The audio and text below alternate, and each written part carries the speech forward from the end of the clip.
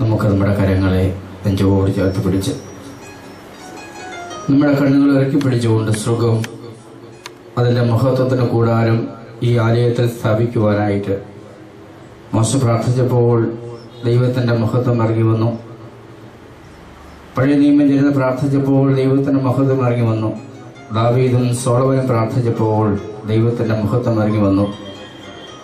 യോഹന്നാന്റെ സുവിശേഷം 11-ാം അധ്യായം, വിശ്വസിച്ചാൽ നീ മഹത്വം കാണുമെന്ന് നിന്നോട് ഞാൻ പറഞ്ഞില്ലേ. ഈശോയെ, ലോകത്തിന് അനാദ്യം മുതൽ വെളിവാക്കപ്പെട്ട ദൈവത്തിൻ്റെ മഹത്വം, പരദീസയിൽ വെളിവാക്കപ്പെട്ട ദൈവത്തിൻ്റെ മഹത്വം ദൈവത്തോട് ചേർന്നപ്പോൾ ആദ്യ മാതാപിതാക്കൾ മഹത്വത്തിൻ്റെ അനുഭവത്തിലായിരുന്നു. യേശുവിനോട് ചേർന്നപ്പോൾ പാപിനിയായ മറിയത്തിന് മഹത്വം എന്താണെന്ന് മനസ്സിലായി. യേശുവിനോട് ചേർന്നപ്പോൾ യേശുവിൻ്റെ വാക്കും വചനവും അനുസരിച്ചപ്പോൾ സക്കേവൂസിൽ ദൈവത്തിൻ്റെ മഹത്വം ഇറങ്ങി വന്നു. യേശുവിനോടായിരുന്ന എല്ലാവർക്കും അവൻ്റെ മഹത്വം കിട്ടി. ഈശോയെ, എനിക്കും എൻ്റെ കുടുംബത്തിനും, എനിക്കും എൻ്റെ പങ്കാളിക്കും, എനിക്കും എൻ്റെ ധ്യാനകേന്ദ്രത്തിനും, എനിക്കും എൻ്റെ പൗരോഹിത്യത്തിനും, എനിക്കും എൻ്റെ ജീവിത അവസ്ഥകൾക്കും ആവശ്യമാകുന്ന ദൈവത്തിൻ്റെ മഹത്വം ഈ കൂടാരത്തിൽ ഇപ്പോൾ തമ്പടിക്കുവാൻ ഞങ്ങളുടെ നാവിനെ, ഞങ്ങളുടെ ഹൃദയങ്ങളെ, ഞങ്ങളുടെ ആന്തരിക ഭാവചലനങ്ങളെ, ഞങ്ങളുടെ നിമന്ത്രങ്ങളെ, ഞങ്ങളുടെ ശ്വാസത്തെ, ഞങ്ങളുടെ ആന്തരിക താളങ്ങളെ, ഞങ്ങളുടെ ദേഹത്തെയും ദേഹിയെയും ആത്മാവിനെയും ഈശോയെ നിന്റെ മഹത്വത്തിൻ്റെ കൂടാരം സംജാതമാകുവാനായിട്ട് ഞങ്ങൾ സമർപ്പിച്ച് പ്രാർത്ഥിക്കുന്നു. പരിശുദ്ധാത്മാവേ, ഞങ്ങൾക്കായി നിന്റെ വചനത്തിൻ്റെ കവാടം തുറന്നു തരണമേ. നിന്റെ സഹായകനായ പരിശുദ്ധാത്മാവ് എല്ലാ കാര്യങ്ങളും ഞങ്ങളെ ഓർമ്മപ്പെടുത്തുന്നു, ഞങ്ങളെ പഠിപ്പിക്കുന്നു, ഞങ്ങളെ ചലിപ്പിക്കുന്നു. ഞങ്ങളിൽ ഉള്ളിലുള്ളത് എന്താണെന്ന് ഞങ്ങൾക്ക് ബോധ്യം നൽകുന്നു. ഞങ്ങളുടെ കഴിഞ്ഞകാല ജീവിതം ഓർമ്മപ്പെടുത്തുന്നു. ഞങ്ങളുടെ വരുകാല ജീവിതത്തെക്കുറിച്ച് ഞങ്ങൾക്ക് മുന്നറിയിപ്പുകൾ നൽകുന്നു. ഈശോയെ, ഞങ്ങൾക്ക് നിന്റെ അവകാശമായ പരിശുദ്ധാത്മാവിനെ നൽകണമെന്ന് ആഗ്രഹിച്ചുകൊണ്ട് നമുക്ക് നമ്മുടെ കൈകളെ യാതനാരൂപത്തിൽ പിടിച്ചുകൊണ്ട് പരിശുദ്ധാത്മാവിൻ്റെ ഉയർച്ചയ്ക്ക് വേണ്ടി, പരിശുദ്ധാത്മാവിൻ്റെ ഉണർത്തലിന് വേണ്ടി നമുക്ക് ദാഹിച്ച് പ്രാർത്ഥിച്ച് പാടി ദൈവമഹത്വം കൂടാരമടിക്കുവാനായിട്ട് ആഗ്രഹിക്കാം.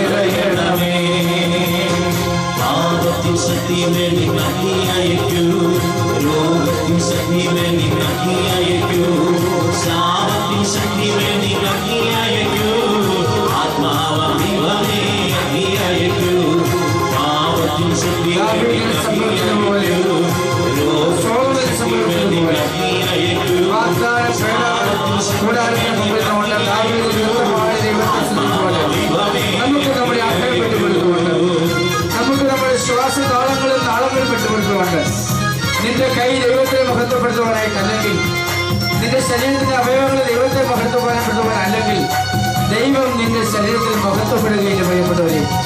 അതുകൊണ്ട് നീ വിട്ടുകൊടുത്ത് പ്രാർത്ഥിച്ചു, കരങ്ങൾ അടിച്ചുകൊണ്ട്, കരങ്ങൾ ഉയർത്തിയടിച്ചുകൊണ്ട് അവന്റെ നാമം ഇവിടെ മഹത്വപ്പെടട്ടെ. ദിവ്യ കാരുണ്യ ആലയത്തിന് മുമ്പിലിരിക്കുമ്പോൾ, ദൈവത്തിന്റെ പരമ പരിശുദ്ധ കാലത്തിന് മുമ്പിൽ നാം ഇരിക്കുമ്പോൾ പ്രിയപ്പെട്ടവരെ ഓർത്തു, അവൻ നമുക്ക് ആവേശമായിട്ട് മാറണം. ഈശോയിൽ ചേർന്നിരുന്നപ്പോൾ യോഹന്നാനിൽ മാറ്റമുണ്ടായി. ഈശോയിൽ ചേർന്നിരുന്നപ്പോൾ പത്രോസിൽ മാറ്റമുണ്ടായി. ഈശോയിൽ ചേർന്നിരുന്നപ്പോൾ 11 അപ്പോസ്തലന്മാരും ദൈവത്തിന്റെ മഹത്വം കൂടാതെ പഠിച്ചു. ഇതാ ഞാനും നിങ്ങളും അവന്റെ അടുത്തായിരിക്കുന്നത്. അവന്റെ ഓസ്തിയും അവന്റെ ഓഞ്ഞും അവന്റെ വീഞ്ഞും അവന്റെ ശ്വാസവും അവന്റെ ജീവനും അവന്റെ മാംസവും ഒക്കെ പ്രിയപ്പെട്ടവരെ ഇവിടെയുണ്ട്. നമുക്ക് ഉയർന്ന സ്വരത്തിൽ, താളത്തിൽ, ശരീരം മറന്നുകൊണ്ട്, രോഗം മറന്നുകൊണ്ട്, മനസ്സിന്റെ ഇച്ഛകളെയും താല്പര്യങ്ങളെയും മോഹങ്ങളെയും ബലികഴിച്ചുകൊണ്ട് നമുക്ക് വീണ്ടും പാടാം.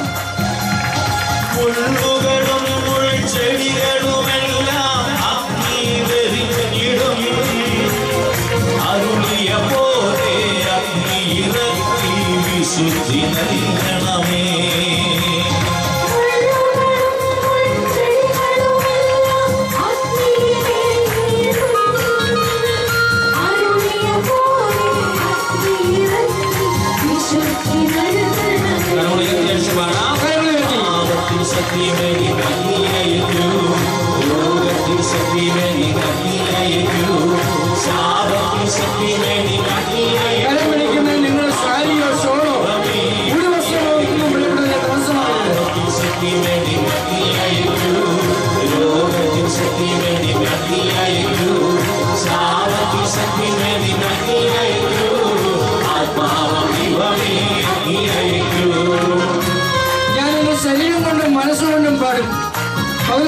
അപ്പോസ്തലൻ റോമാലേഖനത്തിൽ പറഞ്ഞ കാര്യമാണ്. ശരീരം കൊണ്ടും മനസ്സുകൊണ്ടും പാടുന്നവന് ഉപാധിയില്ലാതെ ദൈവത്തിന് മുമ്പിൽ വിട്ടുകൊടുക്കുന്നവനാണ്. നമുക്ക് വീണ്ടും പാടാം.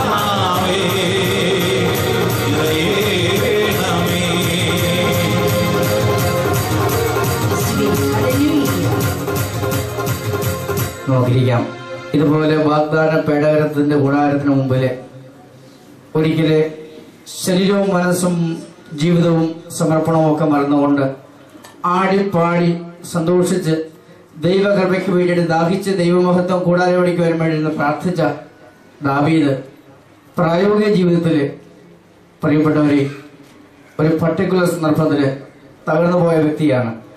ഇതാ ദാവീദും ഞാനും, ദാവീദും നമ്മളും, ദാവീദും നമ്മുടെ സമൂഹവും പഴയ നിയമത്തിലെ ഓരോ മനുഷ്യരും തമ്മിൽ വലിയ സാമ്യമുണ്ട് പ്രിയപ്പെട്ടവരെ. കാരണം നമ്മളെല്ലാം പങ്കുവെക്കുന്നത് ദൈവത്തിന്റെ അരൂപിയെയും ദൈവത്തിന്റെ ആത്മാവിനെയുമാണ്.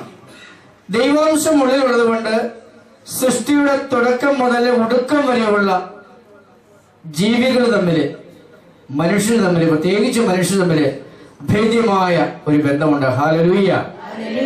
നമ്മള് അബ്രാഹത്തിൽ തുടങ്ങി ഇന്ന് വരെയുള്ളവരും ഇനി ജനിക്കാനിരിക്കുന്നവരും ദൈവം നിശ്ചയിച്ച അത്രയും കാലം ലോകത്തുള്ളവരും തമ്മില് അഭേദ്യമായ ഒരു ബന്ധമുണ്ട്. അതുകൊണ്ടല്ലേ സക്കേവൂസിനെ മാനസാന്തരപ്പെടുന്ന അവസരത്തിൽ ഈശോ പറഞ്ഞില്ലേ, അവനെ ഇടക്കാലത്ത് ദൈവകൃപയിൽ നിന്നും മാറി നിന്നവനാണ്. അവന്റെ മാനസാന്തരം ഏതാണ്ട് പൂർണ്ണമായപ്പോൾ സക്കേവൂസിനോട് ദൈവം പറഞ്ഞു, ഇവരും അബ്രാഹത്തിന്റെ പുത്രനാണ്. അബ്രാഹത്തിന്റെ ശ്രേണിയിൽ നിന്ന് മാറി നിൽക്കാനായിട്ട്, അനുഗ്രഹത്തിന്റെ ശ്രേണിയിൽ നിന്ന് മാറി നിൽക്കാനായിട്ട് എനിക്കും നിങ്ങൾക്കും ഈ ശരീരത്തില് എന്നും പ്രലോഭനങ്ങൾ ഉണ്ട്, പ്രവണതകളുണ്ട്. മാനുഷികമായ പ്രവണതകളും മാനുഷികമായ പ്രകൃതിയും നമ്മെ അനുഗ്രഹത്തിന്റെ ചാലിൽ നിന്ന് മാറി നിൽക്കാനായിട്ട് എപ്പോഴും ഒന്ന് തവിപ്പിച്ചുകൊണ്ടിരിക്കും, ഒന്ന് താളപ്പെടുത്തിക്കൊണ്ടിരിക്കും. അതല്ലേ റോമാലേഖനം 7-ാമത്തെ അധ്യായം 14-15 തിരുവചനങ്ങളിൽ പൗലോസ് അപ്പോസ്തലൻ പറഞ്ഞത് എന്താ? ഞാൻ ആഗ്രഹിക്കുന്ന കാര്യം മുഴുവിപ്പിക്കാനാണ് ഞാൻ ശ്രമിച്ചുകൊണ്ടിരിക്കുന്ന ഇടയ്ക്ക് എന്ത് ചെയ്യുന്നു പോകുന്നു? പരാജയപ്പെട്ടു പോകുന്നു. നന്മ ചെയ്യാനായിട്ട് ആഗ്രഹിക്കുന്ന ഞാൻ നന്മ ചെയ്ത് അതിന്റെ പ്രായോഗികമായ വശത്തിലൂടെ കടന്നു പോകുമ്പോൾ എന്താണ് അതിന്റെ റിസൾട്ട് എന്ന് ചോദിച്ചു കഴിഞ്ഞാൽ എന്തായിട്ട് മാറുന്നു? തിന്മയായിട്ട് മാറിപ്പോകുന്നു. നന്മ ചെയ്യാൻ ആഗ്രഹിക്കുന്ന എന്നിലും തിന്മയുടെ ഒരു അംശമുണ്ട് എന്ന്, നന്മ ചെയ്യാൻ വേണ്ടിയിട്ട് അദമ്യമായി ആഗ്രഹിക്കുന്ന എന്നിൽ തിന്മയ്ക്ക് വേണ്ടിയുള്ള വാസന നന്മയ്ക്ക് വേണ്ടിയുള്ള വാസനയേക്കാൾ പ്രബലമാണ് എന്ന് വചനം നമ്മോട് പറയാ. ഹല്ലേലൂയ. പ്രിയപ്പെട്ടവരെ, നിങ്ങൾ നിങ്ങളെ കുറിച്ച് ചിന്തിച്ച്, നിങ്ങളുടെ ജീവിതത്തെ കുറിച്ച് ചിന്തിച്ച്, ജീവിതാവസ്ഥയെ കുറിച്ച് ചിന്തിച്ച്, നിങ്ങളായിരിക്കുന്ന ഇപ്പോഴത്തെ ബന്ധനത്തെ കുറിച്ച് ചിന്തിച്ച്, ഏതെങ്കിലും ഒരു അവസരത്തില് ജീവിതത്തിലുടനീളം അല്ലെങ്കിൽ മുന്തിയ അംശത്തിൽ നമ്മൾ എപ്പോഴും ആത്മാവിൽ ആഗ്രഹിക്കുന്ന ഒരു കാര്യം നന്മ ചെയ്യണം, വിശുദ്ധമായിരിക്കണം, ശുദ്ധീകരിക്കപ്പെടണമെന്നാണ്. പക്ഷേ ശരീരത്തിൽ ആഗ്രഹിക്കുന്ന കാര്യം എന്താ? നന്മ ചെയ്യേണ്ട ആഗ്രഹമില്ല. എല്ലായ്പ്പോഴും നന്മ ചെയ്യുക എന്ന് പറയുന്നത് പ്രായോഗികമാകുന്ന ഒരു കാര്യമല്ല. ഹല്ലേലൂയ. ശരിയല്ലേ ഞാൻ പറഞ്ഞത്? ശരിയാണോ? നിങ്ങൾ പ്രാർത്ഥിക്കുമ്പോൾ, വൈകുന്നേരം കൊണ്ടുവരുമ്പോൾ, പള്ളിയിലായിരിക്കുമ്പോൾ, ഏകാന്ത പ്രാർത്ഥനയിലായിരിക്കുമ്പോൾ, ഉണർന്നിരുന്ന് ജാഗരിച്ച് പ്രാർത്ഥിക്കുമ്പോൾ, ഈ ദേവാലയത്തിലായിരിക്കുമ്പോൾ, ദിവ്യ സെക്രട്ടറിയുടെ മുമ്പിലായിരിക്കുമ്പോൾ, ദിവ്യനാഥന് മുമ്പിലായിരിക്കുമ്പോൾ, നിങ്ങൾ ആഗ്രഹിക്കുന്ന കാര്യവും ഈ പ്രാർത്ഥന കഴിഞ്ഞിട്ട് നിങ്ങൾ വീട്ടിലേക്ക് ചെല്ലുമ്പോൾ നടപ്പിലാക്കുന്ന കാര്യവും തമ്മിൽ യാതൊരു ബന്ധവുമില്ല. ഹല്ലേലൂയ. ഹല്ലേലൂയ. അതിനുശേഷം ഈ ദിവ്യകാര്യനാഥൻ നിങ്ങളോട് പറഞ്ഞ കാര്യം നിങ്ങൾ ഓർക്കുകയും ചെയ്യും, ഇല്ലേ? കോപിക്കരുതേ. കാലങ്ങളായിട്ട് കോപിക്കുന്നവര്, ക്ഷിപ്രകോപമുള്ളവര്, പൊട്ടിത്തെറിക്കുന്നവര്, വിജൃംഭിച്ച് പോകുന്നവര്, നിലവിട്ട് പെരുമാറുന്നവര് ഈ ദിവ്യകാര്യന്റെ മുമ്പിലിരിക്കുമ്പോൾ നിങ്ങൾ ആഗ്രഹിക്കുന്നു, ഇനി ജീവിതത്തിൽ ആരോടും ഞാൻ കോപിക്കത്തില്ല. ഇവിടുന്ന് വണ്ടി കയറി പോകുമ്പോൾ മല്ലപ്പള്ളി ചെല്ലുമ്പോഴത്തേക്ക് മല്ലപ്പള്ളി ബസ് സ്റ്റാൻഡിൽ വലിയ ക്യൂവാ. മാരാമൺ കൺവെൻഷൻ കഴിഞ്ഞ് ഒത്തിരി ആൾക്കാർ ഇതിലെ വരിക, വണ്ടി തിരിച്ചു വിടുക. അവിടെ വെച്ചുമ്പോൾ ഇടയില്ല, ശ്വാസം കിട്ടുന്നില്ല, കമ്പി കിട്ടുന്നില്ല, കൊളുത്ത് കിട്ടുന്നില്ല, ചാരി നിൽക്കാൻ സൗകര്യം കിട്ടുന്നില്ല. നിങ്ങളുടെ ക്ഷിപ്രകോപം ഉണർന്നു, ഇല്ലേ? ഉത്തേജിച്ചു. പ്രിയപ്പെട്ടവരെ, ആത്മാവിൽ ആഗ്രഹിക്കുന്ന കാര്യവും ശരീരത്തിൽ ആഗ്രഹിക്കുന്ന കാര്യവും നേർരേഖയിൽ എത്തുമ്പോൾ മാത്രമേ എനിക്കും നിങ്ങൾക്കും അഭിഷേകം ഉണ്ടാകുകയുള്ളൂ എന്നുള്ള വസ്തുത പറഞ്ഞു വയ്ക്കാനായിട്ടാണ് കർത്താവ് ഇപ്പോൾ ഈ ചിന്ത പ്രിയപ്പെട്ടവരെ നമ്മുടെ സമൂഹത്തിൽ ഇറക്കിക്കൊണ്ട് വരുന്നത്. ഹല്ലേലൂയ. കരങ്ങൾ അടിച്ചുകൊണ്ട് ഹല്ലേലൂയ. ആത്മാവിൽ ആഗ്രഹിക്കുന്ന കാര്യവും ശരീരത്തിന്റെ ആഗ്രഹിക്കുന്ന കാര്യവും അതിന് കൃത്യമായ ഒരു അനുപാതത്തിലും ഒരു നേർരേഖയിലുമായി തീരുമ്പോൾ ആത്മാവിൽ ആഗ്രഹിക്കുന്ന കാര്യം നമ്മൾ നടപ്പിലാകും. ശരീരത്തിൽ ആഗ്രഹിക്കുന്ന കാര്യങ്ങളെല്ലാം നടപ്പിലാകണമെന്ന് യാതൊരു നിർബന്ധവുമില്ല. അങ്ങനെ നടപ്പിലായാൽ തന്നെ അതിനകത്ത് വിപത്തുകൾ ഉണ്ടാകാനും. ആത്മാവിൽ ആഗ്രഹിക്കുന്ന കാര്യങ്ങൾ മാത്രമേ പ്രിയപ്പെട്ടവരെ നമ്മളിവിടെ നടക്കാവൂ എന്നുള്ള അടിസ്ഥാനപരമായ പൗലോസ് അപ്പോസ്തലന്റെ കാഴ്ചപ്പാടിലേക്ക് ഞാനും നിങ്ങളും ഇനിയും ബഹുകാലം വളരേണ്ടിയിരിക്കുന്നു. ശരീരത്തിൽ ആഗ്രഹിക്കുന്ന കാര്യം അത് പൂർണ്ണമായിട്ട് നടപ്പിലാക്കി കഴിഞ്ഞാൽ, പ്രത്യേകിച്ച് ചില പദ്ധതി നടപ്പിലാക്കി കഴിഞ്ഞാൽ സമൂഹത്തിൽ അക്രമം ഉണ്ടാകും, കുടുംബത്തിൽ അന്തഃഛിദ്രം ഉണ്ടാകും, മറ്റുള്ളവർക്ക് ജീവിക്കാൻ പറ്റാത്ത അവസ്ഥ ഉണ്ടാകും. നിന്നെ മാത്രമേ ദൈവം അനുഗ്രഹിക്കാവൂ എന്നുള്ളൊരു വാശി പിടിച്ചു കഴിഞ്ഞാൽ, നിനക്ക് അനുഗ്രഹം കിട്ടിക്കഴിഞ്ഞാൽ പിന്നെ നിനക്ക് സമൂഹത്തിൽ ജീവിക്കാനായിട്ട് പറ്റത്തില്ല. നിന്നെ മാത്രം അനുഗ്രഹിച്ചാൽ നിന്നെ മറ്റുള്ളവർ തല്ലിക്കൊള്ളേണ്ട അവസ്ഥ വരും. എന്താണെന്ന് വെച്ച് കഴിഞ്ഞാലോ, നിന്റെ മനുഷ്യപ്രകൃതി അനുഗ്രഹം പൂർണ്ണമായി കഴിയുമ്പോൾ അനുഗ്രഹിച്ചവനെ മറക്കുന്നതാണ് നിന്റെ ശരീരപ്രകൃതി. ഹല്ലേലൂയ. ഹല്ലേലൂയ. മറന്നു പോകരുത്. നിന്റെ മകൾക്ക് അപ്രതീക്ഷിതമായ ജോലി കിട്ടി. പ്രതീക്ഷിക്കാവുന്നതിന് അപ്പുറത്താണ് അവരുടെ സാലറി. അവൻ ആഗ്രഹിക്കുന്നതിനും അതിനപ്പുറത്ത് അവൻ വളർന്നു. പക്ഷേ ഈ അനുഗ്രഹത്തിന്റെ വഴിയിൽ അനുഗ്രഹം ഏതാണ്ട് പൂർണ്ണമായി കഴിയുമ്പോൾ നീ അവന് ബാധ്യതയായിട്ട് മാറും. നിന്റെ വിവരമില്ലായ്മ അവന് ബാധ്യതയാകും. നിന്റെ ദാരിദ്ര്യവും നിന്റെ പിച്ചത്തരവും നിന്റെ കഞ്ഞിത്തരവും നിന്റെ വിവരമില്ലായ്മയും അല്ലെങ്കിൽ നിന്റെ പരിഷ്കാരമില്ലായ്മയൊക്കെ ഉണ്ടല്ലോ, അവൻ പുച്ഛിക്കും. Hallelujah, hallelujah. ഒരു കാലത്ത് നീ പൊന്നുപോലെ നിന്റെ ഉദരത്തിലൂടെ നിന്റെ ശരീരത്തിലൂടെ ഇറങ്ങി വന്ന നിന്റെ കൊച്ച് അവൻ അതിന്റെ സാമ്പത്തികമായ നിലയുടെ ഉന്നതിയിലെത്തി കഴിയുമ്പോൾ അവൻ പറയും, ഈ അപ്പൻ പൊട്ടനാ, അപ്പൻ ബോധമില്ലാത്തവനാ, അമ്മ ബോധമില്ലാത്തവനാ, ഈ അമ്മ എങ്ങും കൊണ്ടുപോകാനായിട്ട് കൊള്ളത്തില്ല, പരിഷ്കാരമില്ലാത്ത രീതി പെരുമാറുന്നവരാണ് എന്റെ അമ്മ, എന്റെ അപ്പൻ എന്ന് ദൈവത്തെ മറന്നു കഴിഞ്ഞാൽ നിങ്ങളിലൂടെ കടന്നു വന്ന മകൻ തന്നെ നിങ്ങളോട് പറയും, മകൾ തന്നെ നിങ്ങളോട് പറയും ഹല്ലേലൂയ. ഇത് തന്നെയാ ഈശോയും പറഞ്ഞത്. എവിടെ വെച്ച്? അപ്പസ്തോലന്മാരെ ഓരോരുത്തരെയും നോക്കി ഓരോ സന്ദർഭത്തിലും പറഞ്ഞത് ഇത് തന്നെയാ. ഇവന്മാർക്ക് അനുഗ്രഹം കൊടുത്താൽ അത് ഉപയോഗിക്കാനായിട്ട് ഇവൻ അറിയത്തില്ല. ഇവന് മീഞ്ഞു കാണുന്നിടത്ത്, അപ്പം കാണുന്നിടത്ത്, അധികാരം കിട്ടുന്നിടത്ത് അവൻ എന്തുണ്ടാവും? അഹങ്കാരം ഉണ്ടാവും. എന്തിന്? മുട്ടി ഉരുമി നിൽക്കുന്നിടത്ത് പോലും, വാക്കുകൾ പറയുന്നിടത്ത് പോലും, ആശയങ്ങൾ എക്സിക്യൂട്ട് ചെയ്യുന്നിടത്ത് പോലും. ഇനി അതല്ല, ഈശോ എന്തോ വലിയ ശ്രേഷ്ഠമായ രാഷ്ട്രീയമായ സ്ഥാനത്തോ അധികാര സ്ഥാനത്തോ എത്തിക്കഴിഞ്ഞു കഴിഞ്ഞാൽ, അങ്ങനെ ഉണ്ടെങ്കിൽ അതിലൊരു മുന്തിയ സ്ഥാനം ഉണ്ടെങ്കിൽ ആർക്കായിരിക്കണം? സഹദേവത്തന്മാരുടെ മക്കൾക്കായിരിക്കണം. അത് സഹദേവത്തന്മാരുടെ അമ്മയുടെ ആഗ്രഹം. ഈ ആഗ്രഹത്തിന് പത്രോസിന്റെ അമ്മയ്ക്കുണ്ടായെന്തെങ്കിലും കുഴപ്പമുണ്ടോ? പത്രോസിന്റെ ഭാര്യയ്ക്കുണ്ടായെന്തെങ്കിലും കുഴപ്പമുണ്ടോ? യോഹന്നാന്റെ അമ്മയ്ക്കുണ്ടായെന്തെങ്കിലും കുഴപ്പമുണ്ടോ? ഇല്ല പ്രിയപ്പെട്ടവരെ. നമ്മുടെയൊക്കെ ഉള്ളിൽ പത്രോസ് ഉണ്ട്, നമ്മുടെയൊക്കെ ഉള്ളിൽ യൂദാസ് ഉണ്ട്, നമ്മുടെയൊക്കെ ഉള്ളിൽ യോഹന്നാനുണ്ട്. ആവശ്യം വരുമ്പോൾ പത്രോസിനെ എടുക്കും, ആവശ്യം വരുമ്പോൾ അന്ത്രയോസിനെ എടുക്കും, ആവശ്യം വരുമ്പോൾ യോഹന്നാനെ എടുക്കും, ആവശ്യം വരുമ്പോൾ സഹദേവപുത്രന്മാരെ എടുക്കും. ഇതാണ് പ്രിയപ്പെട്ടവരെ മനുഷ്യ പ്രകൃതി എന്ന് പറയുന്നത്. Hallelujah, hallelujah. ഒന്ന് കരം വെച്ചുകൊണ്ട് സ്തുതിക്കാവോ ദൈവത്തെ. 12 അപ്പോസ്തലന്മാരുടെയും, ഞാൻ സംസാരിച്ചുകൊണ്ടിരിക്കുമ്പോൾ നിങ്ങൾ കയ്യിൽ നിർത്തരുത്, 12 അപ്പോസ്തലന്മാരുടെയും സ്വഭാവത്തിന്റെ മാനുഷികമായ ബലഹീനതകള് എന്റെ കയ്യിലുണ്ട്, നിന്റെ കയ്യിലുണ്ട്, നമ്മുടെ ശേഖരത്തിലുണ്ട്, നമ്മുടെ അക്കൗണ്ടിലുണ്ട്, നമ്മുടെ ബാലൻസ് കിടപ്പുണ്ട്. ആവശ്യം വരുമ്പോൾ പ്രയോഗിക്കും. ആവശ്യം വരുമ്പോൾ അല്ലേ തെറി പറയുന്നത്? ഇല്ലേ? ആവശ്യം വരുമ്പോഴല്ലേ തെറി പറയുന്നത്? നിന്റെ അപ്പൻ അല്ല, അപ്പന്റെ അപ്പൻ, 7 തലമുറയിൽപ്പെട്ട അപ്പൻ ആവശ്യം വരുമ്പോഴേ പറയത്തുള്ളൂ. ഇത് നമ്മൾ പറയുന്നില്ലേ? ഇത് മകനോടും പറയും, ഇത് മകളോടും പറയും, ഇത് അയൽവാസിയോടും പറയും, ഇത് അയ്യത്തിയോടും പറയും, ഇത് ജേടത്തിയോടും പറയും, ഇത് നാട്ടുകാരോടും പറയും, ഇത് ഞങ്ങളാഴ്ചയിലെ പഴയ കത്താപ്പോഴത്തേക്ക് എതിരായിട്ട് പറയുമായിരുന്നു. സോറി, എനിക്കിങ്ങനെ പറയുമ്പോൾ നിങ്ങളൊന്നും വിചാരിച്ചേക്കരുത്. ഇപ്പോഴത്തെ കത്താപ്പോഴത്തേക്ക് എതിരായിട്ട് നിങ്ങൾ പറയും, ഈ പച്ചനെതിരായിട്ടും പറയും, ഈ പച്ചന് എറണാകുളത്തിനെതിരായിട്ടും പറയും, എല്ലാവർക്കും എതിരായിട്ട് പറയും. ആവശ്യം വന്നാൽ നിന്നിൽ ഉറങ്ങിക്കിടക്കുന്ന കായേന്റെ സ്വഭാവത്തെയും, ആവശ്യം വന്നാൽ നിന്നിൽ ഉറങ്ങിക്കിടക്കുന്ന ആരുടെ സ്വഭാവത്തെ? പത്രോസ് ഈശോയെ തള്ളിപ്പറഞ്ഞ ശേഷിട്ട് വരുന്ന യൂദാസിന്റെ സ്വഭാവത്തെയും, ആവശ്യം വന്നാൽ 3 പ്രാവശ്യമല്ല 300 പ്രാവശ്യം കർത്താവിനെ തള്ളിപ്പറയാനുള്ള പ്രകൃതിയുമായിട്ട് നിൽക്കുന്നതാണ് ഈ മനുഷ്യ മാംസം പ്രബലപ്പെടുന്ന ഈ ലോകത്തോട് ചേരുവാനുള്ള ഈ ശരീരത്തിന്റെ പ്രവണത എന്ന് പറയുന്ന പ്രിയപ്പെട്ടവരെ, ആവശ്യം വന്നാൽ മൃഗീയനാകാനായിട്ടുള്ള കാഴ്ചപ്പാടിനെ താലോലിച്ചുകൊണ്ട് നടക്കുന്നവരാണ് നമ്മൾ ഓരോരുത്തരും എന്നുള്ള വസ്തുത നമ്മൾ മറന്നുപോയത്.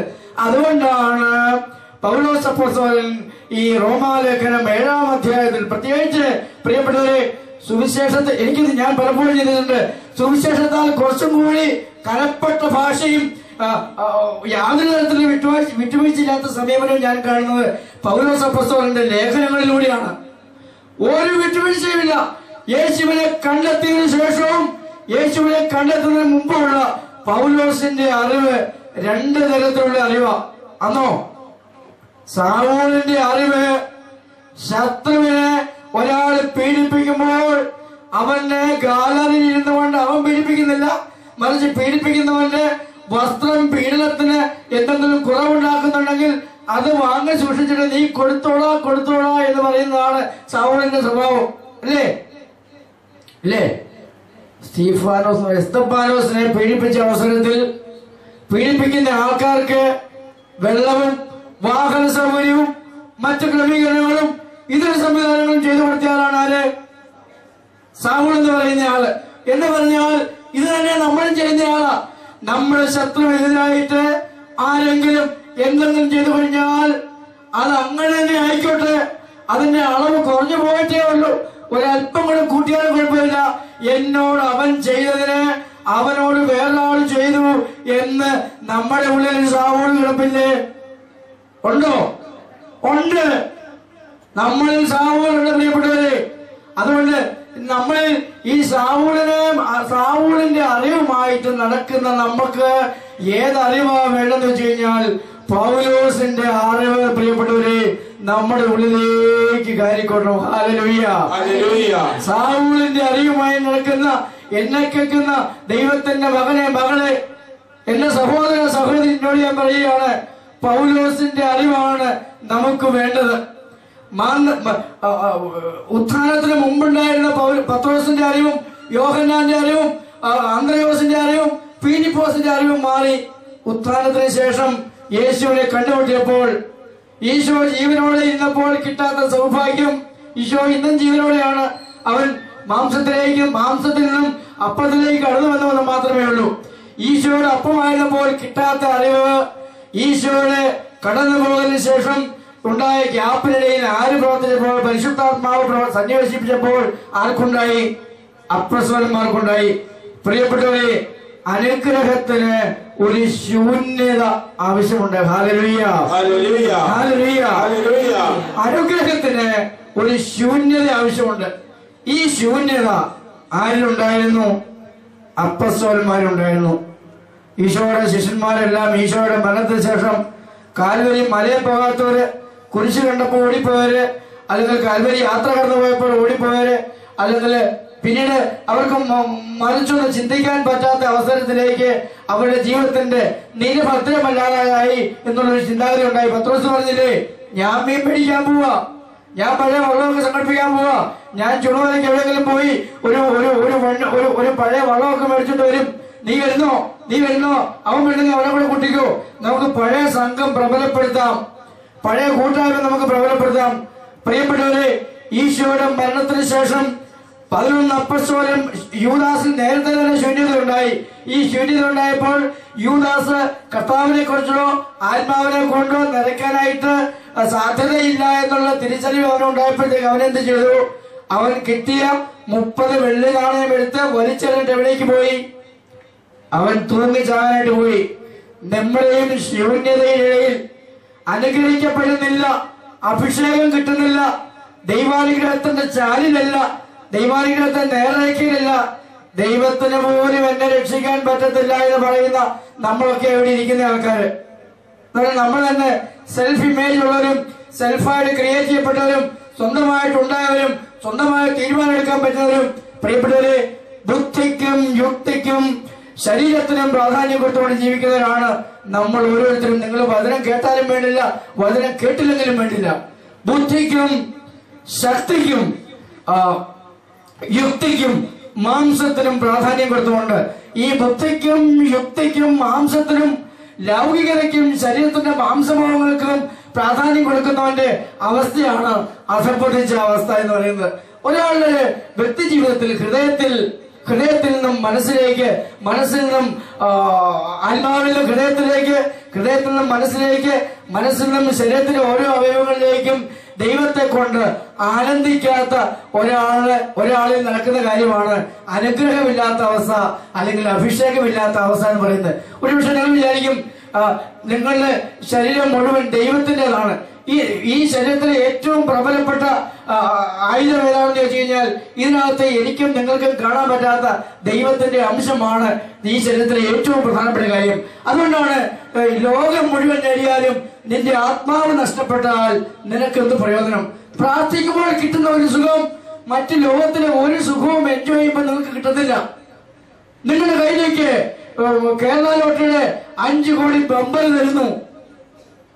ഒരുപക്ഷെ നിങ്ങൾ വിചാരിക്കും പിന്നെ കൺഫ്യൂഷനായി, ഈ എന്ത് ചെയ്യാൻ അച്ഛനിലേക്ക് കൊടുക്കാതെ ആരോഗ്യത്തെ കുറിച്ചൊക്കെ അച്ഛൻ ചിന്തിക്കും ഇല്ലേ? നിങ്ങളിലേക്ക് നിങ്ങൾ മകനെ കെട്ടിക്കുന്നതിനെ കുറിച്ചോ മകളെ കെട്ടിക്കുന്നതിനെ കുറിച്ചോ നിങ്ങൾ ചിന്തിക്കും, അല്ലെങ്കിൽ ബാങ്കിൽ കൊണ്ടുവരുന്നതിനെ കുറിച്ച് ചിന്തിക്കും. പ്രിയപ്പെട്ടവരെ, പണം കയ്യിലേക്ക് ഇട്ടുകഴിഞ്ഞാൽ അതിനോടുകൂടി എല്ലാ സന്തോഷങ്ങളും ഉണ്ടാകുമെന്നുള്ള വികലമായ കാഴ്ചപ്പാട് ഉണ്ട് എങ്കിൽ അത് നല്ലൊരു കാഴ്ചപ്പാടല്ല. ജോലി അന്വേഷിക്കുന്ന ആൾക്കാർ വിചാരിക്കും ജോലി കിട്ടിക്കഴിഞ്ഞാൽ പിന്നെ എല്ലാമായി എന്ന് ചിന്തിച്ചു കഴിഞ്ഞാൽ അതും അപകടകരമാണ്. സൗന്ദര്യം ഉള്ള ആൾക്കാരിലേക്കും സൗന്ദര്യമാണ് വളരെ പ്രധാനപ്പെട്ടതെന്ന് കരുതി സൗന്ദര്യത്തിന് മുന്തിയ പരിഗണന കൊടുത്തുകൊണ്ട് ജീവിച്ചു കഴിഞ്ഞാൽ കുറച്ച് കഴിയുമ്പോഴത്തേക്ക് നമ്മൾ ഈ അതല്ലേ കുറെ നേരം തലയിൽ കഴിയുമ്പോഴത്തേക്ക് മടുക്കും. കാരണം അറിയോ, ഒരു അസ്വസ്ഥത. നിങ്ങൾക്ക് സൗന്ദര്യം വർദ്ധിപ്പിക്കാനാണ് നിങ്ങൾ പൗഡർ കളയാൻ കിട്ടുമെങ്കിൽ കുറച്ചു നേരം ചുമ്മാ അവിടെ കുളിച്ചു നോക്കിക്കേ. ഇനി ചുമ്മാ സോപ്പിട്ടോട് തന്നെ കഴിയുന്ന കഴിഞ്ഞ് മടുക്കുകയല്ലേ, മടുക്കും. ഈ ലോകത്തിലെ ഏത് സുഖവും 24 മണിക്കൂറിൽ നിന്റെ കയ്യിലേക്ക് ഇട്ട് കഴിഞ്ഞാൽ നീ പറയും ഇത് ഒടുക്കത്തെ സുഖമായി, എനിക്കിത് വേണ്ടെന്ന് പറയും. അതാണ് ശരീരവുമായിട്ട് ബന്ധപ്പെട്ട ലോകവുമായി ബന്ധപ്പെട്ട ഏത് സുഖവും ഈ പരിപൂർണമായി നിന്റെ കയ്യിലേക്ക് എൻജോയ് ചെയ്തു എന്ന് പറഞ്ഞു കഴിഞ്ഞാൽ നീ ഇത് ആസ്വദിച്ച് അങ്ങ് മടുക്കും. ഞാൻ അച്ഛനായ കാലത്ത് ഞാൻ എപ്പോഴും ഓർക്കുക, ഈ ലോബിയൊന്നും ഇങ്ങനെ ചുളുങ്ങിയൊന്നും ഒരിക്കലും സമ്മതിക്കില്ല. ഒരു വീർക്കളി കൊണ്ട് വെച്ചോണ്ട് നമ്മൾ ഒടിയാതെയും മടക്കാതെയും ഒരിക്കലും ചുരുണ്ടു കൂട്ടിയ അത് ഭംഗിയായിട്ട് മാത്രം സൂക്ഷിക്കൂ. കാലം ഇനി ഒത്തിരി മാറ്റം വരുത്തി. ഈ ലോഹയ്ക്കകത്തൊന്നും അല്ല കാര്യം, മറിച്ച് നിന്റെ ആത്മാവിൽ ദൈവം ഉണ്ടെങ്കിൽ ഇതിന്റെ സൂപ്പർ വെയിറ്റ് കൂടിയാലും കുഴപ്പമില്ല, സൂപ്പർ വെയിറ്റ് കുറഞ്ഞാലും കുഴപ്പമില്ല, ഇത് സ്റ്റിഫ്നെസ് ഇല്ലെങ്കിലും കുഴപ്പമില്ല, നീ തേച്ചില്ലെങ്കിലും കുഴപ്പമില്ല. നിന്റെ പുറമേ ഉള്ള മനുഷ്യനെ അല്ല ഞാൻ നോക്കുന്നത്, മറിച്ച് നിന്റെ ഉള്ളിലുള്ള മനുഷ്യനെയാ ഞാൻ നോക്കുന്നത്. അതുകൊണ്ടാണ് പൗലോസ് അപ്പോസ്തലൻ റോമാലേഖനത്തിൽ പറഞ്ഞ കാര്യം അറിയോ, പുറമേ യഹൂദനാകാനായിട്ട് വളരെ എളുപ്പമാ. ഹല്ലേലൂയ. പുറമേ യഹൂദനാകാനായിട്ട് പ്രിയപ്പെട്ടവരെ വളരെ എളുപ്പമാ. പുറമേ സുഖം അന്വേഷിച്ചുകൊണ്ട് നടക്കാനായിട്ട് വളരെ എളുപ്പമാ. പുറമേ കത്തോലിക്കനാകാനായിട്ട് വളരെ എളുപ്പമാ. പുറമേ ഭർത്താവാകാൻ വളരെ എളുപ്പമാ. പുറമേ വൈദികനാകാൻ വളരെ എളുപ്പമാ. ഞാൻ വിചാരിച്ചു അച്ഛനായി കഴിയുമ്പോഴത്തേക്ക് ഇപ്പൊ കുർബാന കാണുന്ന പണ്ടൊരു വലിയ സുഖമാ. പാട്ട് കാണുമ്പോൾ പാട്ട് പാടുന്ന അച്ഛനെ കാണുമ്പോൾ പാട്ടുകാരനാകണമെന്നും, പ്രസംഗിക്കുന്ന അച്ഛനെ കാണുമ്പോൾ പ്രസംഗിക്കുന്ന അച്ഛനാണെന്നും, പ്രാർത്ഥിക്കുന്ന അച്ഛനെ കാണുമ്പോൾ പ്രാർത്ഥിക്കുന്ന അച്ഛനാണെന്നും ഞാൻ കുറെ കാലം നീണ്ട കാലങ്ങൾ ധ്യാനിച്ചുകൊണ്ടിരുന്നു. കുറച്ചു കഴിയുമ്പോൾ എനിക്കൊരു കാര്യം പിടികിട്ടി. ഈ പ്രാർത്ഥിക്കണമെന്ന് ആഗ്രഹിക്കുന്ന അച്ഛനും പാടണമെന്ന് ആഗ്രഹിക്കുന്ന അച്ഛനും പ്രസംഗിക്കണമെന്ന് ആഗ്രഹിക്കുന്ന അച്ഛന്റെ ഉള്ളിലും ഒരു ആത്മാവുണ്ടെന്നും ഒരു ശരീരമുണ്ടെന്നും ഈ ശരീരം എപ്പോഴും ലോകത്തിലേക്ക് ചേരാനും ലോകത്തിലേക്ക് ചേർക്കാനുള്ള മമതകളെ താലോചിച്ചു പിടിക്കുന്ന ആളുടെ വസ്തുത പ്രിയപ്പെട്ടവരെ എനിക്കും നിങ്ങൾക്കും മനസ്സിലാകും. ഞാൻ പറഞ്ഞു വരുന്നതിന്റെ അന്തസ്സത്ത എന്താണെന്ന് വെച്ച് കഴിഞ്ഞാൽ പുറമേ യഹൂദനാകാൻ വളരെ എളുപ്പമാ, പുറമേ കത്തോലിക്കനാകാൻ വളരെ എളുപ്പമാ, പുറമേ യുവതിയുമാകാൻ വളരെ എളുപ്പമാ, പുറമേ ഭാര്യയാകാൻ വളരെ എളുപ്പമാ, പുറമേ ഉപരിപ്ലവമായിട്ട് വൈദികനാകാനായിട്ട് വളരെ എളുപ്പമാ, പുറമേ പെരുപ്പലായിട്ട് ധ്യാനകേന്ദ്രം നടത്താനായിട്ട് വളരെ എളുപ്പമാ. പുറമേ നമ്മൾ നോക്കുമ്പോൾ എല്ലാം വളരെ എളുപ്പമാ. അതിന്റെ ഉള്ളിലേക്ക്, അതിന്റെ കാമ്പിലേക്ക്, അതിന്റെ അന്തസത്തയിലേക്കും അതിന്റെ സാരാംശത്തിലേക്ക് ചെല്ലുമ്പോൾ നമുക്കൊരു കാര്യം പിടികിട്ടും. പുറമേ ഉള്ളതൊന്നും എളുപ്പമാണ് നമ്മളെ തോന്നിക്കുന്നു എന്ന് മാത്രമേ ഉള്ളൂ. നിങ്ങളെ മല്ലപ്പള്ളി ബസ് സ്റ്റാൻഡിൽ ചെല്ലുമ്പോഴത്തേക്ക് 49 സീറ്റുള്ള ഒരു ബസ്സിൽ നിങ്ങളെ കയറ്റിയിട്ട് കഴിഞ്ഞാൽ നിങ്ങൾക്ക് ആകെപ്പാടി ഒരു കൺഫ്യൂഷനാ. ഒന്നാമത്തെ സീറ്റ് ഇരിക്കുന്നവൻ ഒന്ന് നോക്കും, ഓ ഒന്നാമത്തെ സീറ്റ് അല്ല ശരി. കുറച്ച് കഴിയുമ്പോഴത്തേക്ക് നമ്മൾ തോന്നും ആ ഡ്രൈവറെ തൊട്ട് താഴെ പോയി നിൽക്കാം, അതും കൺഫ്യൂഷനായി. കുറച്ച് കഴിയുമ്പോൾ മധ്യഭാഗത്ത് പോയി നിൽക്കാം, അതും കൺഫ്യൂഷനായി. കുറച്ച് ഭാഗത്ത് ബായിക്ക് പോയി നിൽക്കാം, എല്ലാം കണ്ടു പോകല്ലോ. 49 പേരും സീറ്റ് മുമ്പിലുള്ളതും കാണാം, വണ്ടി മുമ്പ് കടന്നു പോകുന്നത് എല്ലാം കാണാം. നമുക്കൊരു കൺഫ്യൂഷൻ ഉണ്ടാകും. പ്രിയപ്പെട്ടവരെ, ഞാൻ പറഞ്ഞു വരുന്നത് പുറമേ ഒരു കത്തോലിക്കനായിട്ട് അഭിനയിക്കാനായിട്ട്, പുറമേ ദൈവികനായിട്ട് അഭിനയിക്കുവാനായിട്ട്, പുറമേ പ്രാർത്ഥനക്കാരനായിട്ട് അഭിനയിക്കുവാനായിട്ട്, പുറമേ അഭിഷിക്തനാണ് എന്ന് അഭിനയിക്കാനായിട്ട് വളരെ എളുപ്പമാ. പക്ഷേ നിന്റെ ഉള്ളിലേക്ക് ഇതൊക്കെ കയറിക്കൂടുമ്പോൾ നീ ഒത്തിരിയേറെ മാറ്റങ്ങൾക്ക് വിധേയനാകേണ്ടി വരും എന്ന് ദൈവത്തിന്റെ ആത്മാവ് നിന്നെ ഓർമ്മപ്പെടുത്തും. Hallelujah, hallelujah. ഒന്ന് എഴുന്നേറ്റ് ഹല്ലേലൂയ. ഇരിക്കുന്ന സുരക്ഷിതത്തോടെ തീരട്ടെ. ഹല്ലേലൂയ. അച്ഛൻ ഇത് പറയാൻ വളരെ എളുപ്പമാ, നിൽക്കുകയല്ലേ. Hallelujah, hallelujah. ഈ ശരീരത്തിനൊരു കുഴപ്പമുണ്ട്, എല്ലുകൊണ്ട്, ഞരമ്പുകൊണ്ട്. ഇത് ഇടയ്ക്കിടയ്ക്ക് കട്ട പിടിക്കുകയും രക്തം ഓടാതെ വരികയും ചെയ്യും. അത് വീണ്ടും പ്രശ്നമാണ്. അതുകൊണ്ട് നമുക്ക് നമ്മുടെ പിടിയൊക്കെ ഒന്ന് ഒരു ശൂന്യതയിലേക്ക് വരാൻ ഒരു ഗാനം ആലപിച്ചുകൊണ്ട്, കൈയടിച്ച് ഒരു ഗാനം ആലപിച്ചുകൊണ്ട് ദൈവത്തെ മുഖത്തോട്ടാൻ പ്രിയപ്പെട്ടവരെ.